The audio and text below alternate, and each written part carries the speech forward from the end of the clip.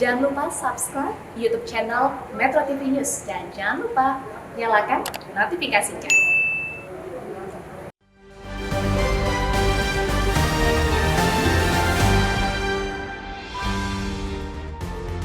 Selamat pagi pemirsa. Invasi Rusia ke Ukraina sejak 24 Februari lalu tidak hanya menyebabkan ribuan orang terbunuh dan kemudian mengungsi. Dampak konflik itu pun sangat mungkin semakin parah bagi dunia, termasuk dampaknya untuk Indonesia, karena proses perdamaian menemui jalan buntu. Pernyataan Presiden Rusia Vladimir Putin baru-baru ini yang menyebut sulit mengakhiri konflik dengan damai akan mengganggu rantai pasokan sejumlah komoditas pertanian dan energi, karena negara produsen bakal lebih mengutamakan kebutuhan dalam negeri mereka. Inilah yang dikhawatirkan masyarakat internasional. Semua negara termasuk Indonesia harus mengantisipasi hal itu dengan menyediakan stok yang cukup untuk memenuhi kebutuhan dalam negeri. Selama ini sebagai negara agraris, kita justru sering tergagap soal pangan. Pemirsa, inilah editorial Media Indonesia di hari ini Kamis 14 April 2022 dengan tema mengantisipasi gejolak pangan bersama saya Leonard Samosir. Dan editorial Media Indonesia ini juga dapat Anda simak melalui MG Radio Network di frekuensi 94,7 FM di kawasan Jakarta dan sekitarnya. Para pendengar dan Anda semua bisa ikut menyatakan pendapat Anda dengan menelepon nomor 021 583 99 100. Dan pemirsa, pagi ini telah hadir di studio Metro TV anggota Dewan Redaksi Media Group Abdul Kohar. Mas Kohar, selamat pagi. Selamat pagi, Leo. Sehat-sehat, Mas? Alhamdulillah, sudah sehat. Sudah sehat ya? Setelah sempat terganggu kesehatan, kita senang kalau Mas Kohar sudah bisa ada di sini. Walaupun kita masih melihat bagaimana dampak dari perang Rusia-Ukraina ini. Iya, betul. Tapi kita sebelum membahas itu, Mas Kohar dan pemirsa, kita lihat dulu beberapa berita menjadi perhatian media Indonesia. Yang pertama, ini headline Media Indonesia untuk hari ini. Ultimatum produsen minyak goreng. Ya. Ini yang mengultimatum siapa, bentuk ultimatumnya apa ini, Mas Kohar? Jadi Menteri Perindustrian ya, Agus Gumiwang Kartasasmita itu sudah memberikan surat peringatan tertulis ya terhadap 24 produsen minyak goreng curah itu, yang mereka ini tidak taat atas apa yang sudah disepakati, bahwa mereka memang harus menyalurkan minyak goreng curah dengan harga yang memang sudah ditetapkan. Nah, faktanya di antara mereka ini malah masih ada 6 ya dari 24. 6 itu bahkan sama sekali tidak menyalurkan minyak goreng ke pasar tradisional. Alasan apa itu, Mas? Ya, tentu saja kalau hal-hal semacam ini kan umumnya kan karena persoalan bisnis. Daripada mereka disalurkan ke ke pasar tradisional dengan harga yang di bawah keekonomian. Ya mereka ingin mendapatkan gain dong, mumpung harga di pasar internasional masih mahal, masih sangat tinggi. Nah, pola-pola semacam ini kan mestinya harusnya sudah segera diakhiri, karena pemerintah kan sudah menggaransi akan menyubsidi. Kekurangan harga itu akan ditambal dari pemerintah dengan anggaran 6 triliun yang lebih. Kurang lancar mungkin selama ini, Mas Kohar? Nah, boleh jadi kan selama ini kan begini kan mekanisme di kita ini kan menggenjot ke pengusahanya kencang, tetapi giliran harus membayar itu birokrasinya agak rumit. Nah, itu yang kemudian menyebabkan sejumlah pengusaha juga ogah-ogahan. Tetapi kan ini nggak bisa seperti itu, karena yang kita selamatkan ini kan masyarakat. Betul. Kita harapkan baik pemerintah maupun pedagang atau pengusaha benar-benar memikirkan rakyat ya. Dan yang paling penting adalah teknis pelaksanaannya ya, Mas Kohar ya. Iya, betul. Supaya ultimatum itu. Karena kalau rakyatnya sejahtera, itu pengusaha juga sukses juga, lancar juga kan. Baik. Pedagang. Masih terkait dengan minyak goreng itu, di berita kedua dikatakan di halaman 2, pemirsa, di halaman dalam harian Anda, bantuan sosial terus disalurkan kepada rakyat termasuk BLT minyak goreng. Mas Kohar, ini beberapa orang mengatakan BLT ini hanya obat sesaat katanya, tidak bisa dilanjutkan terus-menerus. Bagaimana, Mas Kohar? Iya, pasti kan, karena memang ini bantuan darurat sifatnya. Namanya bantuan darurat, ketika kegawat daruratan itu sudah selesai, ya tentu bantuan harus dicabut. Karena selama bantuan itu terus-menerus diberikan, maka Iya, yang dikhawatirkan kan adalah bagaimana keuangan negara, APBN kita akan bisa jebol kalau terus-menerus harus mengcover hal seperti ini. Tentu ini memang sifatnya sementara. Yang paling penting itu adalah dicari bagaimana mekanisme supaya apa yang menjadi program pemerintah misalnya ketika bantuan sosial itu diputuskan akan diberikan, maka ya harus dijamin bahwa itu tepat sasaran, tepat waktu dan berdampak gitu. Selama ini yang terjadi kan ada isu kurang tepat sasaran, waktunya, momentumnya sudah terlampau lewat, sehingga tidak berdampak, tidak efisien kan begitu. Betul. Nah itu yang diharapkan bisa diatasi. Jadi kalau memberikan sesuatu, pastikan bahwa itu nanti akan bisa berdampak. Baik, dan juga yang penting adalah tepat jumlah ya. Iya, tepat jumlah. Karena kan sudah jadi stigma bahwa biasanya tersunat itu Mas Kohar sampai di bawahnya. Di beberapa titik kan kita sering mendengar kisah-kisah seperti itu dan ditemui di beberapa wilayah kan gitu. Baik, karena bicara uang itu bukan sesuatu yang mudah. Ini dibahas juga di dalam berita berikutnya di halaman 3 terkait dengan anggaran pemilu ini, pemirsa dan Mas Kohar. Anggaran pemilu 2024 masih alot dikatakan di dalam berita ini, karena kalau kita lihat di kolom ketiga yang diusulkan atau diminta oleh KPU dan Bawaslu, anggaran untuk pemilu 2024 antara 103 sampai 108 triliun rupiah. Padahal yang saya tahu bukannya 80-an triliun ya sempat diusulkan. Bagaimana Mas? Kan membengkak ya. Membengkak ini bertambah, bahkan itu naik lebih dari 400% bila dibandingkan dengan anggaran untuk pemilu 2019. 2014 juga tidak sebesar ini. Apa yang membuat melompat begitu banyak, Mas? Karena pada tahun ini sekaligus dilakukan pilkada serentak. Ini yang membedakan bila dibandingkan dengan tahun-tahun pemilu sebelumnya. Tadinya pilkada tidak di tahun yang sama ya? Betul. Pilkada dilakukan, ada yang 1 tahun setelah pemilu, ada yang 2 tahun setelah pemilu. Nah, sekarang ini dilakukan secara serentak di 2024. Mau yang selesai 2022, 2023, atau 2024, ya pokoknya semuanya berjalan di tahun 2024. Walaupun bulannya beda ya kalau untuk pilkada ya. Itulah kemudian yang menyebabkan anggaran pemilu yang diusulkan membengkak, sementara pemerintah menilai bahwa ini terlalu besar. Nah, pemilu kita tidak efisien. Ya, tentu harus dicari cara-cara bagaimana supaya ini bisa efisien.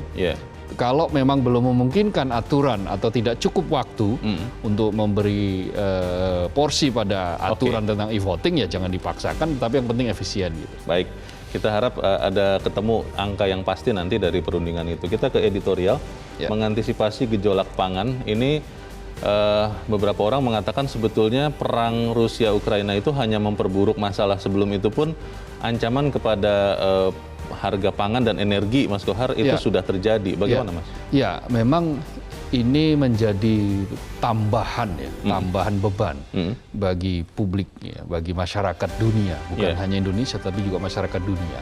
Karena sekarang kan sudah interdependensi, saling tergantung antara negara satu dengan yang negara yang lain. Rusia dan Ukraina adalah eksportir gandum. Rusia adalah eksportir besar untuk pupuk. Bahan pupuk. Nah, pupuk itu sangat dibutuhkan untuk pangan.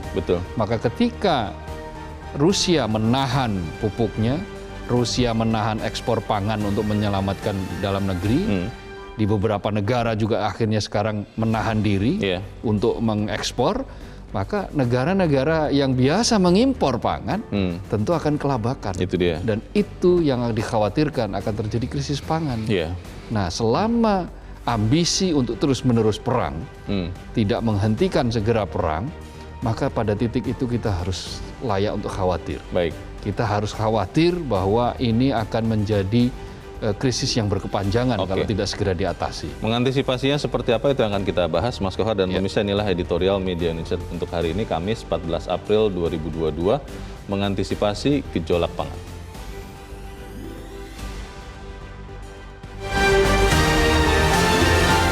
Mengantisipasi gejolak pangan.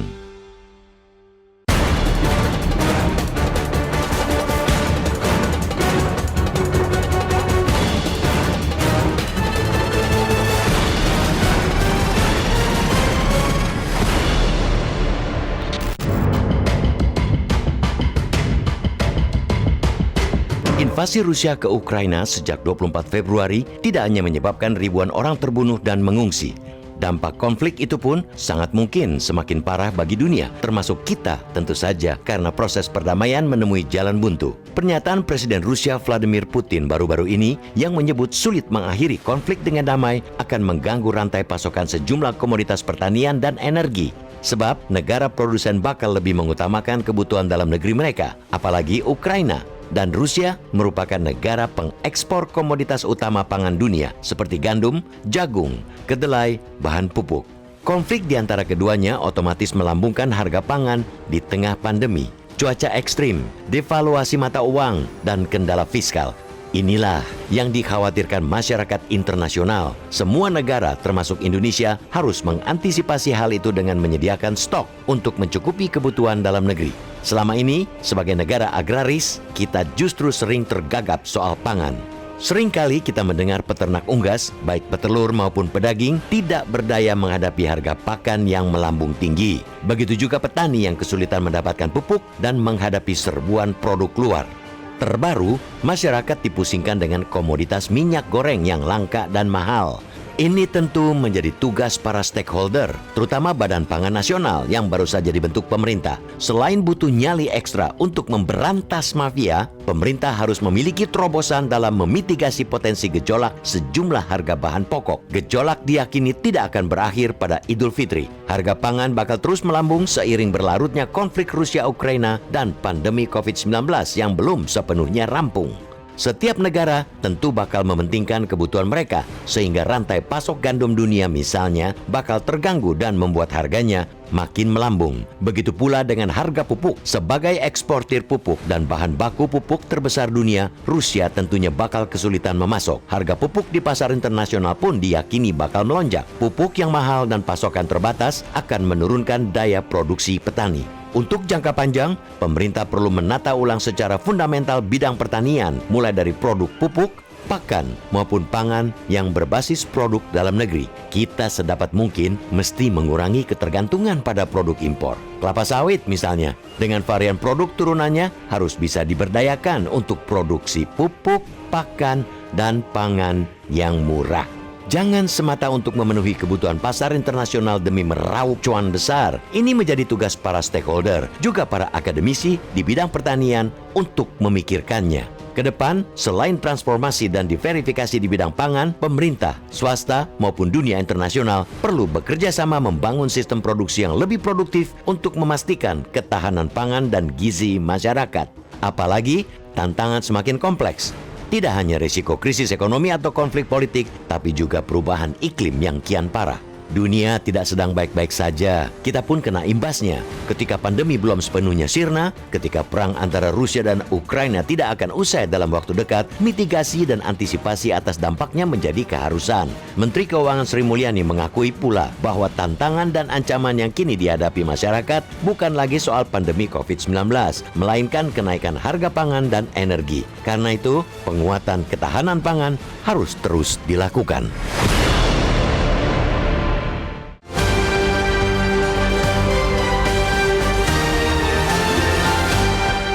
Tetaplah bersama kami, pemirsa. Editorial Media Indonesia akan kembali selepas jeda berikut ini.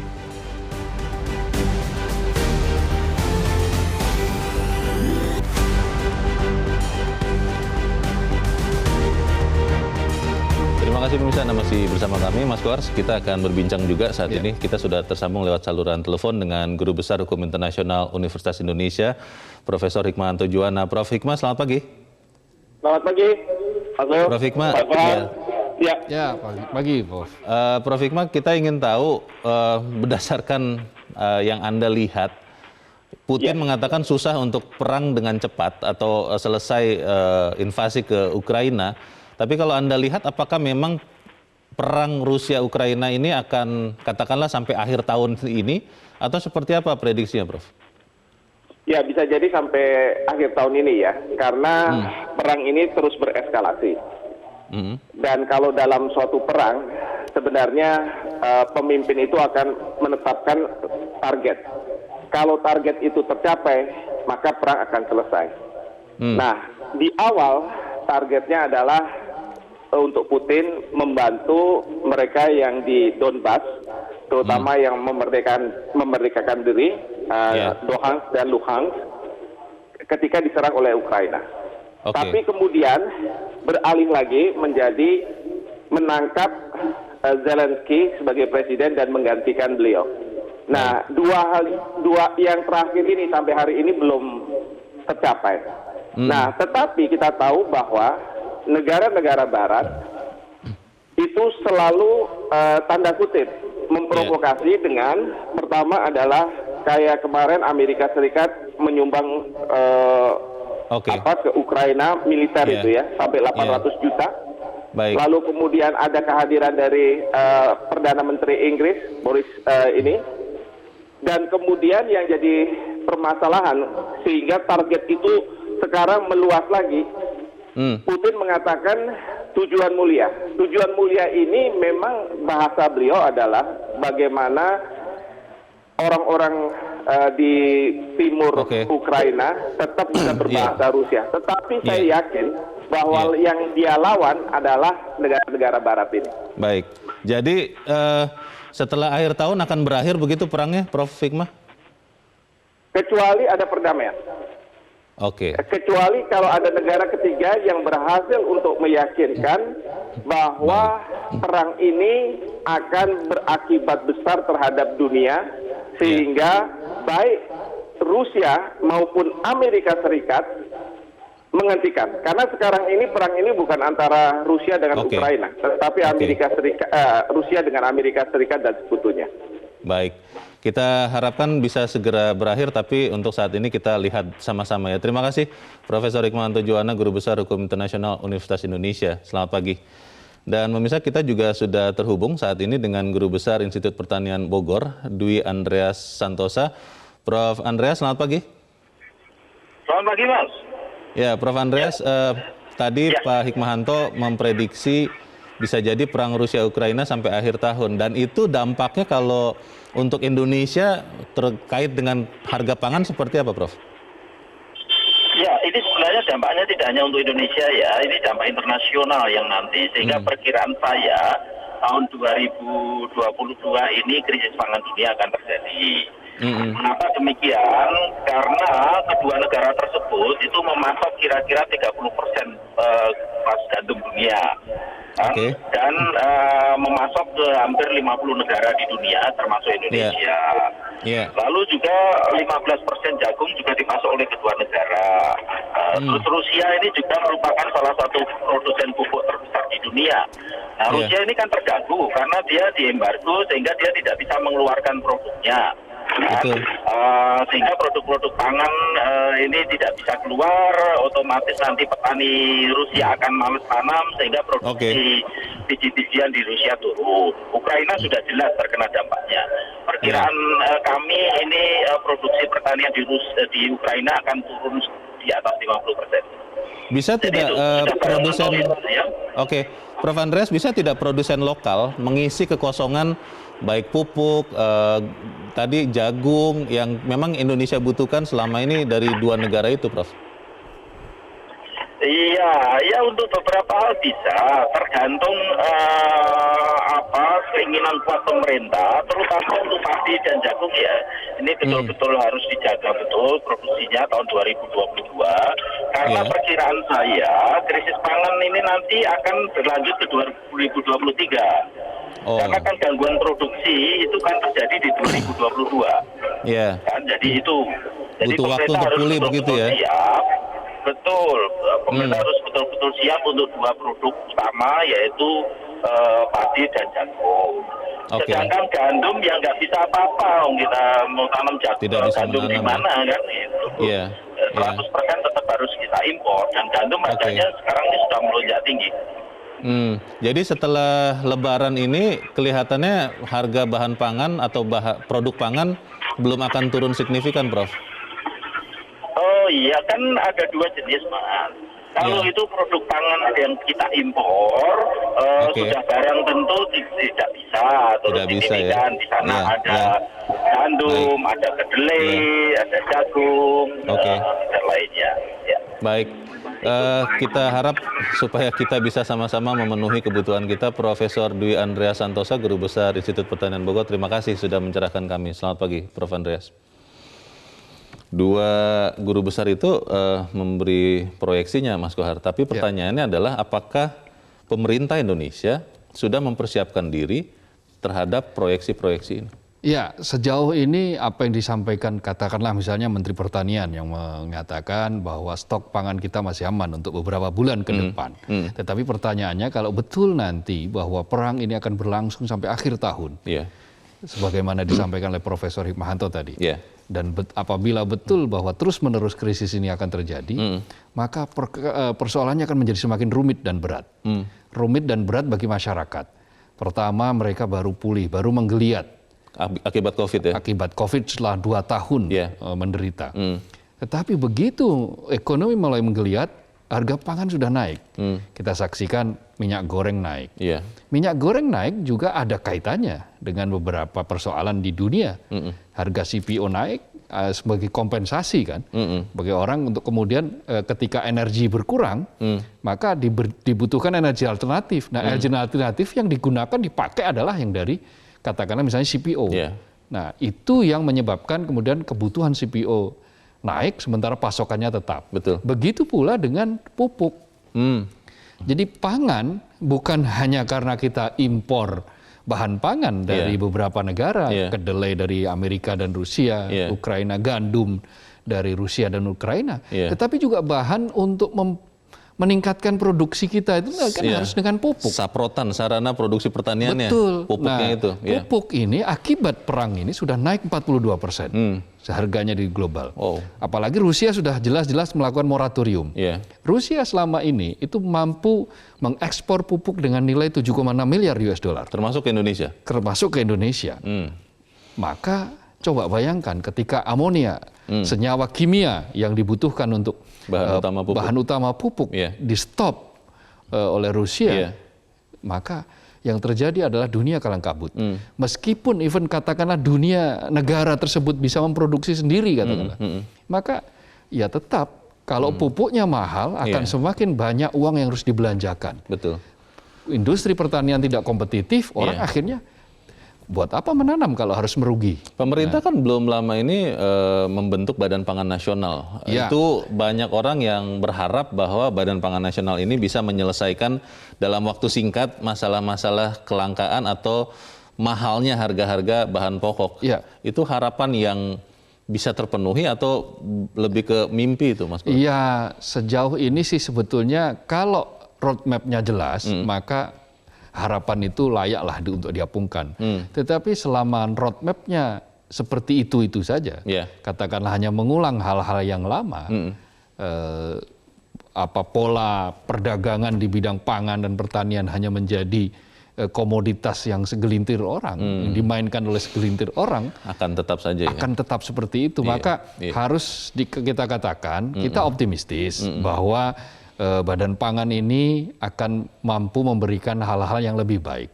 Tetapi tentu saja skeptisisme harus tetap kita jaga supaya apa? Supaya nanti badan ini betul-betul nanti bisa maksimal. Ketika badan ini tidak maksimal bekerja, orang berhak untuk mengkritisi karena berdasarkan skeptisisme tadi itu.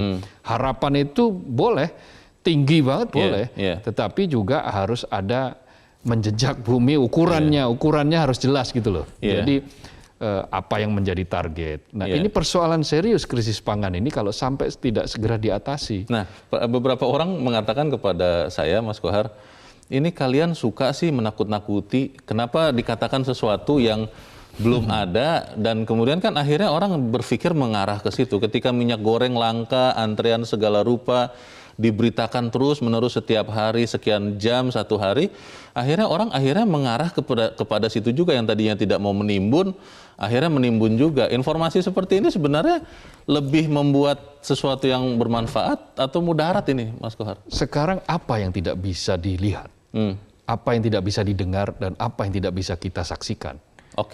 Semua terpapar. Katakanlah begini, semua dihidangkan. Informasi itu sangat mudah.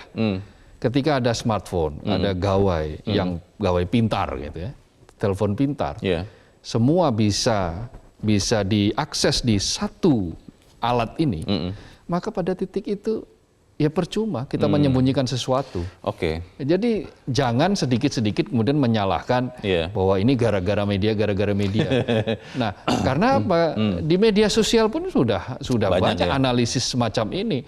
Orang bahkan YouTuber pun kan sudah membuat analisis tentang perang Rusia Ukraina dan apa akibatnya, termasuk sejarah Putin, terus sejarah Rusia itu sudah dikupas. Betul. Jadi di era seperti sekarang yang serba sangat terbuka, kita memang harus menerima situasinya seperti ini. Pertanyaan saya tadi itu mengacu kepada yang belum lama Presiden Joko Widodo menegur keras para menterinya, terutama Menteri Perdagangan dan Menteri Energi Sumber Daya Mineral karena tidak berbicara kepada masyarakat, tidak menerangkan apa sih latar belakangnya, kenapa, tanpa bermaksud melepaskan tanggung jawab tentunya, tapi supaya masyarakat lebih paham. Nah ini kan pertanyaan juga, kalau kemudian gejolak pangan ini benar-benar terjadi, masyarakat itu sudah terinformasikan atau belum, itu loh Mas Koran? Iya betul, kan masyarakat sekarang tidak tahu mengapa minyak goreng itu menjadi mahal, sangat mahal. Sebagian pasti sudah tahu, mungkin karena harga CPO juga mahal. Orang lalu bertanya, kenapa harga CPO mahal? Nah, lalu kemudian, apa iya harga CPO mahal? Loh, Indonesia, bukankah Indonesia adalah negara produsen terbesar minyak goreng? Apa tidak ada daya paksa dari pemerintah? Apakah pemerintah dikendalikan, katakanlah seperti itu. Nah, itu pertanyaan-pertanyaan seperti itu kan akhirnya akan meluncur. Kalau tidak diberikan jawaban, maka ya selamanya yang muncul adalah spekulasi. Kalau spekulasi yang muncul, ya jangan harap harga itu bisa cepat turun. Diguyur berapapun itu subsidi, tetap saja. Katakanlah sudah ada HET untuk minyak curah 14.000. Tapi faktanya sekarang masih 18.000. Nah itu. Nah orang juga dengan sangat terpaksa membeli karena daripada tidak sama sekali tidak menggoreng, mau membuat rebusan kan nggak mungkin. Pedagang gorengan disuruh beralih menjadi pedagang rebusan kan tidak bisa sekejap mata gitu. Kerupuk kan tidak direbus ya, kerupuk itu digoreng. Nah, jadi hal-hal semacam ini harus komprehensif. Cara kita melihatnya termasuk di dalam mengatasinya. Cara melihat empati harus ada. Kemudian yang paling ini adalah quick respon cepat terhadap krisis ini. Kalau sampai tidak, ini bukan menakut-nakuti ya. Sekali lagi bukan menakut-nakuti, tapi ini fakta yang terjadi bahwa tadi harga pupuk dunia sudah naik 42%. Harga beras pun juga naik gara-gara apa? Orang mulai sebagian berpindah. Biasa mengonsumsi gandum, nah sekarang mencoba beras gitu. Oh, alternatif sebagai alternatif. Maka apa yang terjadi? Kebutuhan beras melonjak, harga beras pun juga sudah naik. 12% lebih. Nah, kalau ini terus-menerus, sementara bagi Indonesia beras itu kan komoditi yang panas. Komoditas yang panas, hot. Dan dia bisa beras ini bisa urusannya bisa kemana-mana itu, bisa lagi masuk ke urusan politik, ada yang mempolitisasi beras. Nah, hal-hal semacam ini harus diantisipasi. Mengapa? Bahwa sesuatu yang sudah di depan mata ini kan kadang-kadang tidak diketahui. Sesuatu yang sudah betul-betul ada di hadapan kita tidak dijelaskan, tetapi kemudian masyarakat dipaksa untuk menerima begitu saja. Tiba-tiba, kok harganya seperti ini, gitu kan? Harganya melonjak, semua menjadi naik, harga BBM menjadi naik. Nah, kalau tidak dijelaskan, maka ya masyarakat akan penuh dengan sakwa sangka. Kalau bicara soal menjelaskan kepada masyarakat, bagian mana dari pemerintahan itu yang sebetulnya harus menjelaskan itu, Mas Kohar? Apakah memang kementerian-kementerian teknis terkait, seperti tadi kan di dalam berita sebelumnya, Kementerian Perindustrian mengatakan sudah memaksa produsen minyak goreng untuk menjual minyaknya, atau apakah itu harus Kementerian Perdagangan atau Kementerian ESDM, atau malah itu harusnya tugas Kementerian Informatika, karena mereka lah yang harusnya menjadi juru bicara pemerintah? Banyak, jadi semua punya tugas untuk menjelaskan. Dari sisi teknik, itu ya kementerian teknis lah yang harus menjelaskan. Oke. Tetapi yang mengorkestrasi, mendirijen semuanya ya Kementerian Kominfo. Itu akan memberikan platformnya, sarananya, apa yang pas disampaikan kepada masyarakat. Jadi kementerian teknis itu juga harus menjelaskan. Sama seperti ketika kasus COVID. Oke. Kita kasus COVID ini kan memberikan pengalaman yang berharga. Iya loh. Bagaimana dengan koordinasi sebetulnya yang awalnya memang masih terlihat berantakan, tetapi kan kemudian smooth kan, bagus lama kan? Makin bagus ya. Semakin bagus kan antara BNPB, Kementerian Kesehatan, Kementerian Kominfo, sangat-sangat rapi. Dan kita menyaksikan Indonesia termasuk negara yang dipuji dalam penanganan itu. Nah, hal yang sama mestinya bisa digunakan untuk mengatasi krisis yang lain, krisis kesehatan, krisis pendidikan, krisis pangan. Nah, hal yang sama harus mulai dibiasakan dengan hal semacam ini. Jadi penyakit 3 yang sering saya sebut di forum ini, itu yaitu 1 itu koordinasi, 2 itu komunikasi, dan 3 itu konsistensi. Itu bisa diatasi kalau semuanya bergerak, berkolaborasi gitu, bersama-sama. Ya kalau ego sektoralnya yang tonjolkan, ya tidak akan pernah efektif. Pertanyaan berikutnya adalah soal data, Mas Kohar. Beberapa waktu yang lalu kan kita ingat ketika waktu itu yang bergejolak adalah harga beras. Ya.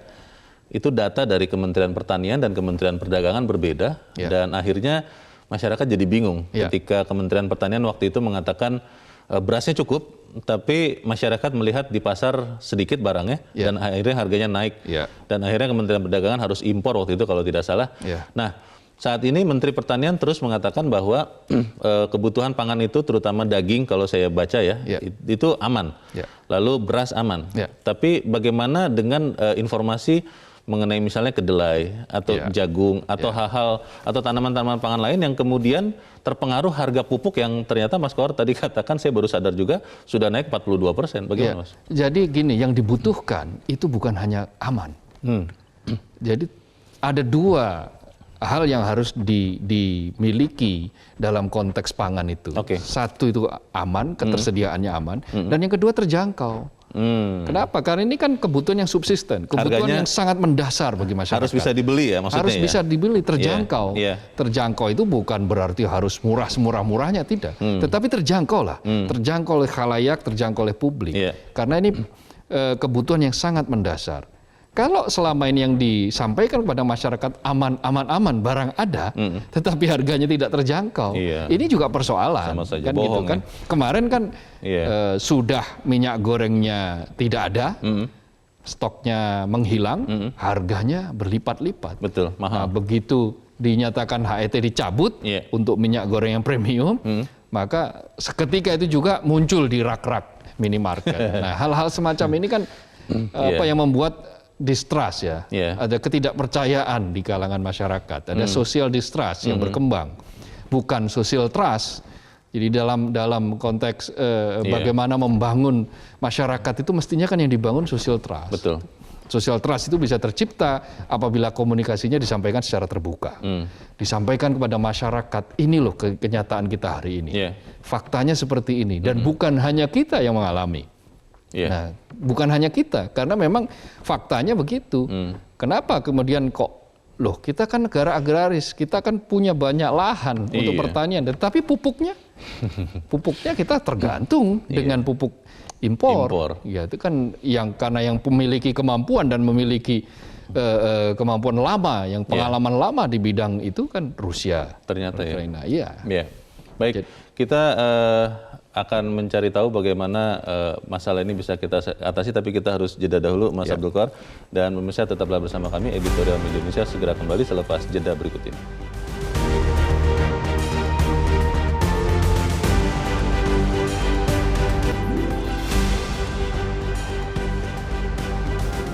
Media Indonesia mengajak Anda untuk mengakses fitur premium e-paper.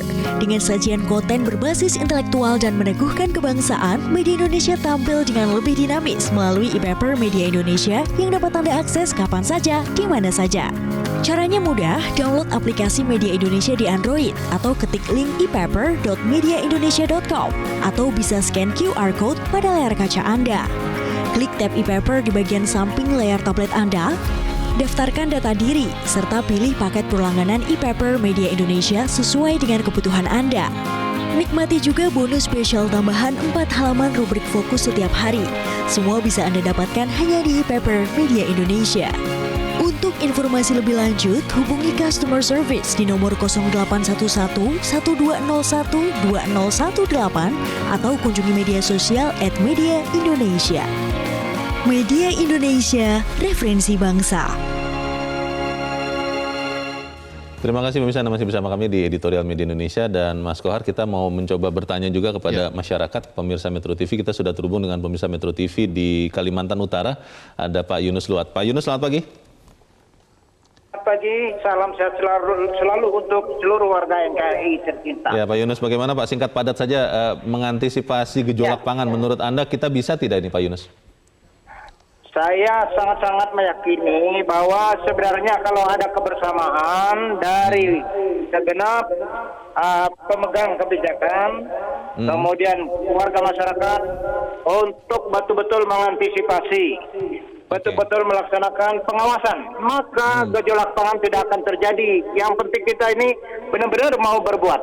Kasihan warga masyarakat kita, apalagi khusus, mohon maaf, mohon izin, keluarga besar kita umat muslim yang dalam waktu dekat kurang lebih 17 hari ke depan akan merayakan Idul Fitri. Maka jangan kita buat susah, karena tidak semua kita ini di skala yang mampu. Ada juga yang terbatas tapi ingin berbahagia. Mari kita berbuat yang terbaik, berikan kebahagiaan dengan cara bagaimana menata kembali dengan sungguh-sungguh harga pangan yang ada di pasar-pasar. Jangan ada yang suka bermain kesempatan dalam kesulitan mencari keuntungan pribadi, itu tidak ada berkah. Mari kita hati pikir untuk yang terbaik bagi NKRI tercinta. Salam sehat selalu untuk kita semua. Tuhan memberkati. Amin. Amin. Terima kasih Pak Yunus Luat di Kalimantan Utara. Selamat pagi. Di belakang Pak Yunus ada Ibu Indra di Cirebon, Jawa Barat. Ibu Indra, selamat pagi. Bung Leonard Samosid dan Bung Abdul Kohar, Assalamualaikum warahmatullahi wabarakatuh. Metro TV. Ya, mendengar pertanyaan yang Bung Leo ajukan pada penanya pemain pertama, saya akan langsung jawab saja begini. Bisa. Ya, Bu. Kalau kita benar-benar berusaha, negara kita ini punya segala. Iya. Tadi saya terkesan kata Bung Kohar, sistem produksi yang produktif. Nah, petani, peternak, produsen sandang pangan kita ini digalakkan, kalau belum bisa nasional, per daerah masing-masing, untuk menunjukkan bahwa daerah itu berfungsi. Nah, tentunya jadi harus diperhatikan itu kalau antara harga dengan produksi. Pasokannya ya. Petani, peternak, produsen juga tidak mau memproduksi itu karena harganya tidak memadai untuk kehidupan mereka. Nah, ini yang harus dipecahkan supaya mensejahterakan begitu. Dan kita harus punya unggulan di tiap-tiap daerah.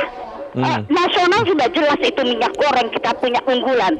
Tapi mengapa? Tadi kan harus dikatakan aman ketersediaannya, terjangkau harganya, dan kita bisa menjual keluar dengan harga yang kita tentukan. Jadi kita dapat bersaing dalam apa itu yang sanksi cerdas yang akan digelontorkan oleh Amerika itu. Dan kita bisa, inilah Indonesia. Terima kasih Bung Kohar dan Bung Leo.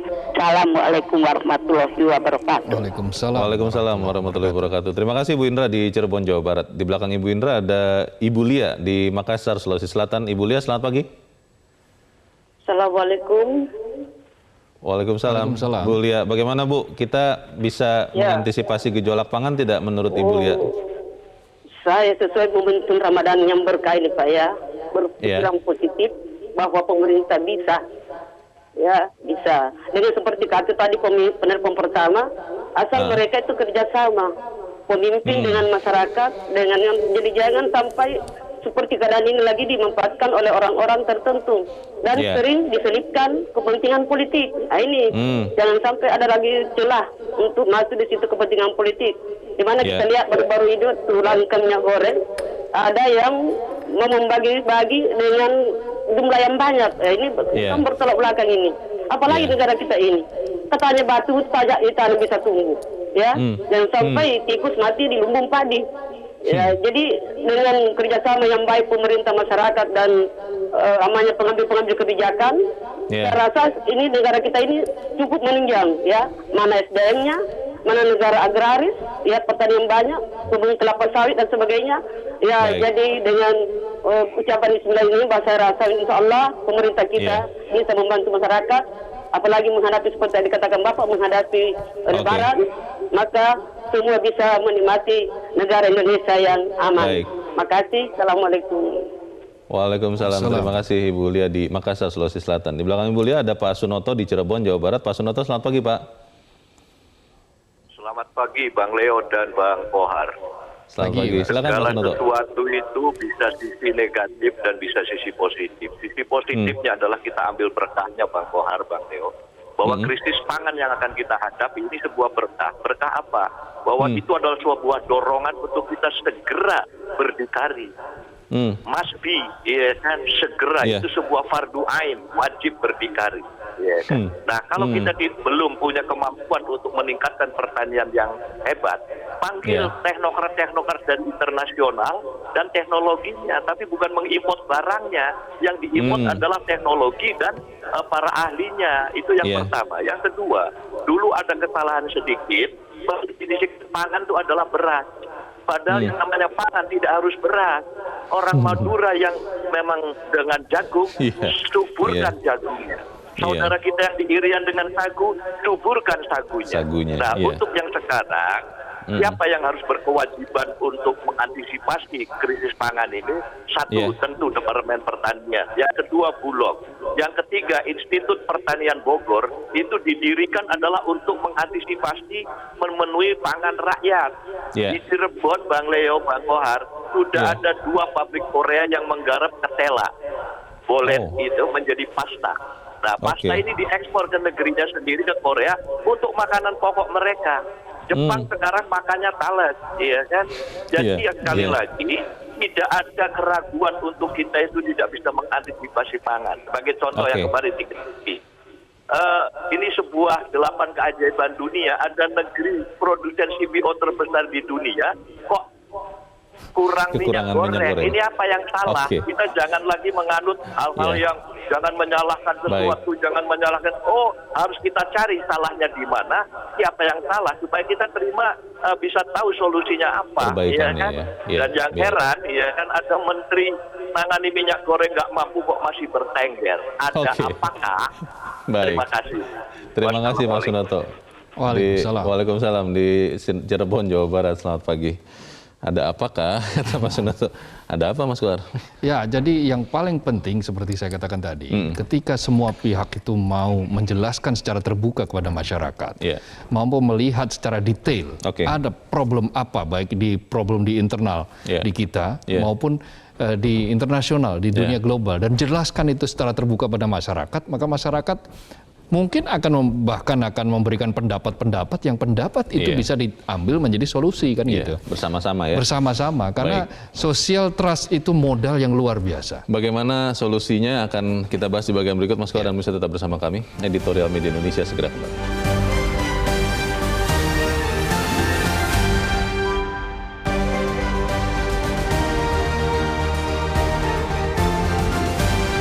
Terima kasih masih bersama kami, kita di bagian akhir diskusi kita pagi ini. Mas Kohar, apa yang bisa kita sumbangkan untuk pemerintah khususnya, Mas? Ya, paling tidak kita harus serius mempersiapkan apa yang disebut dengan ketahanan pangan yang pertama. Lalu yang kedua adalah kemandirian, tadi yang disebut oleh Pak Sunoto sebagai berdikari kan di bidang pangan. Kita sudah punya mimpi, kita sudah punya tekad lama sekali tentang kemandirian pangan ini, karena Indonesia kan sering dipuja-puja sebagai negara yang luar biasa, tanahnya subur, segala rupa itu ada bisa ditanam di Indonesia. Tetapi faktanya kita seperti tadi dikatakan juga oleh penelpon, tikus yang mati di lumbung padi. Nah, itu yang mestinya tidak boleh terjadi, maka roadmap-nya harus jelas. Menghadapi krisis pangan ini, ketika situasinya tenang, tenang, kita lakukan itu sebaik-baiknya. Teknologi seperti apa yang tepat, lalu apa yang harus kita lakukan, dan kalau kita belum bisa menemukan teknologi itu, bagaimana caranya? Itu yang harus terus-menerus kita lakukan. Apakah selama ini tidak dilakukan? Dilakukan, tetapi intensinya itu kurang. Kita masih terlalu longgar menghadapi itu, selalu dalam perdebatan dan pemakluman. Konsep-konsep hanya hadir di dalam meja, di kertas, tetapi begitu eksekusi kedodoran. Contohnya ya minyak goreng itu. Konsepnya begini, ada minyak goreng ada kok. Kita punya data secara data ya jelas, ada minyak goreng. Tetapi ketika kita tengok di lapangan, beda, tidak ada. Kita butuh 2 liter, barangnya cuma ada setengah liter gitu. Itu pun kita artinya harus berebut. Nah, hal-hal semacam ini jangan sampai lagi terjadi, apalagi prediksi kita tidak tahu kapan perang Rusia Ukraina ini akan berakhir. Masyarakat perlu dipersiapkan sedini mungkin tidak, Mas, untuk berhati-hati menghadapi gejolak pangan ini? Oh iya, perlu. Mereka harus dijelaskan secara jelas bahwa pemerintah, semua elemen, Departemen teknis harus bekerja keras, Bulog harus mampu mengamankan stok ini paling tidak hingga akhir tahun. Jangan hanya puas karena stoknya misalnya hanya 6 bulan, tetapi untuk kali ini, khusus kali ini, kita ikuti negara-negara lain. Negara-negara lain sekarang sedang berlomba-lomba untuk mengamankan pasokan pangan mereka masing-masing. Kita tidak boleh kalah oleh itu. Baik, kita aminkan itu, Mas Abdul Qohar. Terima kasih sudah hadir di tempat ini, Mas. Selamat pagi. Selamat pagi, Leo. Pemirsa, dunia tidak sedang baik-baik saja, kita pun kena imbasnya. Ketika pandemi belum sepenuhnya sirna, ketika perang Rusia dan Ukraina tidak akan usai dalam waktu dekat, mitigasi dan antisipasi akan dampaknya menjadi keharusan. Menteri Keuangan Sri Mulyani mengakui bahwa tantangan dan ancaman yang kini dihadapi masyarakat bukan lagi soal pandemi COVID-19, tetapi soal kenaikan harga pangan dan energi. Karena itu kita harus antisipasi sama-sama. Saya Leona Samosir, berterima kasih Anda sudah menyimak. Selamat pagi, sampai jumpa.